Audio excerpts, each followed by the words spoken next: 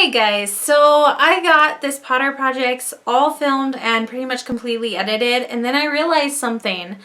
Today's June 1st, and it's this amazing thing. This is such a good year. It's such a big year for anniversaries. If you don't know, on June 1st, 2011, I uploaded the very first Potter projects. And I can't believe it's been 5 years. So much has happened. Potter projects has gotten so big, and I've met so many people through Potter projects, and I have been touched by so many people because of these simple DIY videos and my love of Harry Potter. It's so hard to believe, looking back at that first video, how far I've come. I mean, I started doing Potter projects with my flip cam on my headboard, and I was just doing some Harry Potter DIYs I had little ideas for. And I mean, the camera shook and the quality was not good, and it's just so crazy to think how far we've come with this series. And so yeah, if you guys want to check out the long path of Potter projects, go ahead and check out that Potter projects playlist. And yeah, so I just wanted to take a moment to thank all of you guys that have just been demanding Potter projects month after month for 5 years. It's like you don't get sick of it. If I'm looking like I'm not going to upload one, you're like, where's Potter projects? And I want to thank you guys so much for 5 years of just being amazing subscribers and viewers and friends. So I don't plan on stopping Potter projects anytime soon. So I hope you guys want to stick with me for a while longer. I love you guys so much, and enjoy this month's Potter projects on our 5-year anniversary. Hey guys, welcome to this month's edition of Potter Projects.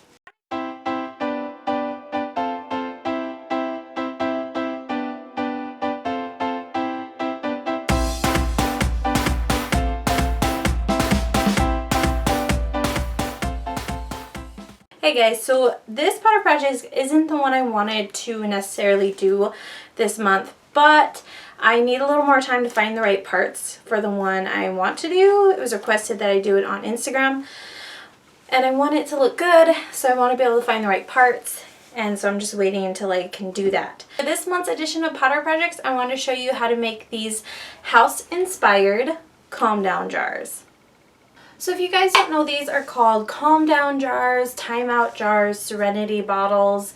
There's even ones that you can make called sensory jars, sensory bottles. And what these do is, if you have anxiety, or like an anxiety-ridden child or an autistic child even, you can make these, and the point is for them to shake it up, get some aggression out, and then watch the glitter and everything move around and just kind of find some calm and serenity in the glitter and the movement it makes in the water.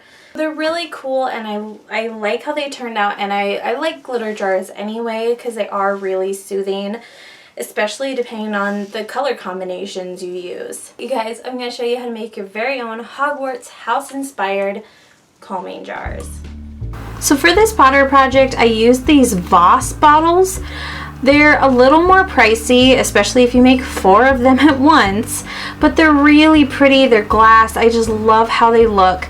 They do have this weird kind of printed label on them, but if you just take a knife, you can scrape it off, and it just wipes off really clean.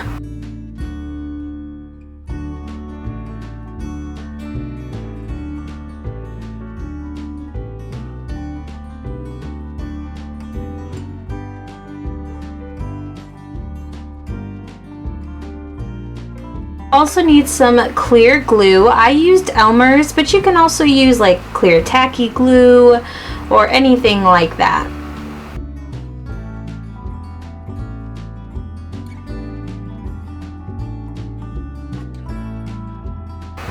You'll also need some food coloring. If you buy a basic food coloring pack, it has red, yellow, green, and blue, which is perfect. And glitter. Glitter, glitter, glitter.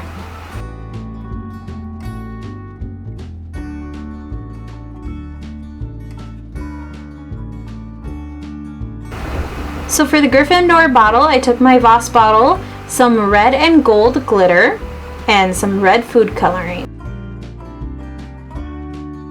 So I tried to do this a couple different ways, but for this one I started by putting my glue in first. I used about half a bottle per glitter jar. Then I took my glitter and just started adding that to the bottle.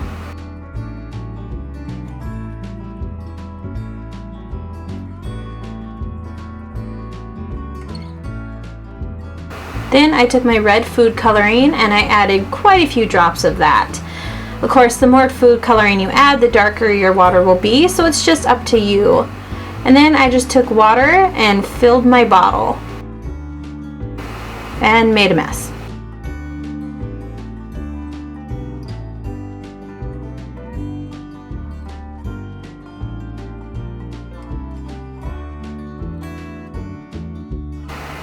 Give it a good hard shake, and there you have your Gryffindor glitter jar.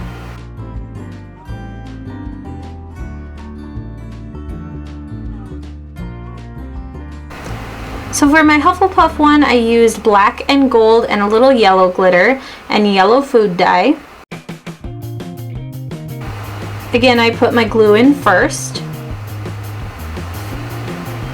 And this time I did my food coloring next. And then all my glitter.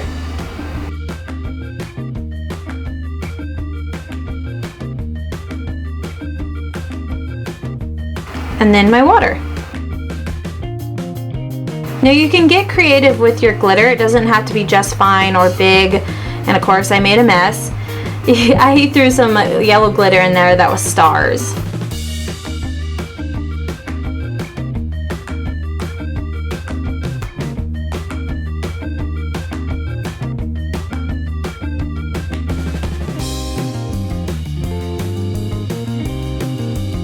Now for my Ravenclaw glitter jar, I found this kind of bronzy glitter and I really liked how it looked because I like how in the books it's blue and bronze, but of course if you can't find this kind of glitter, you can always buy silver and go more with the movies and make yours blue and silver. So then I also added some blue glitter and some blue food coloring, glue, food coloring, glitter, glitter. I added a lot of the bronze glitter, more than the blue, way more than the blue, to make sure that the bronze stood out.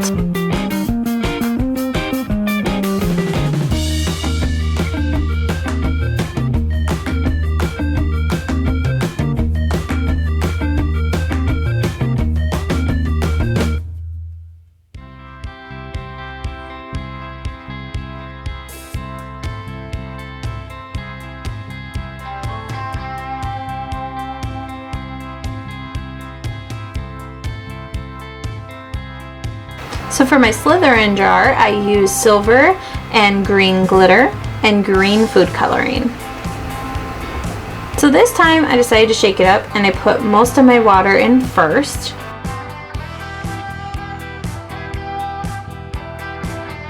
Then my food coloring, and it just looked cool going into the water.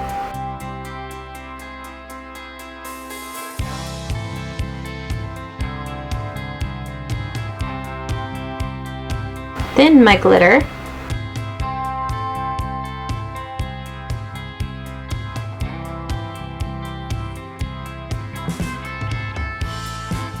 Then my glue.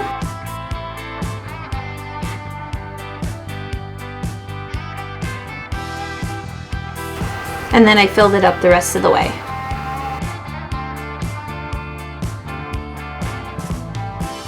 And your Slytherin jar.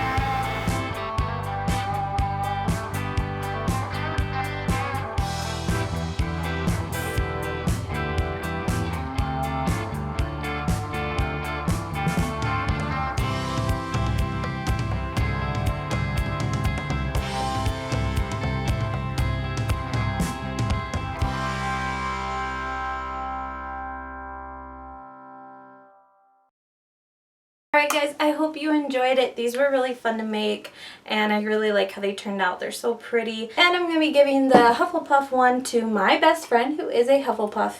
And I actually really like how the Hufflepuff one turned out. I think it looks really cool. Alright guys, I hope you enjoyed this Potter projects and I will see you later.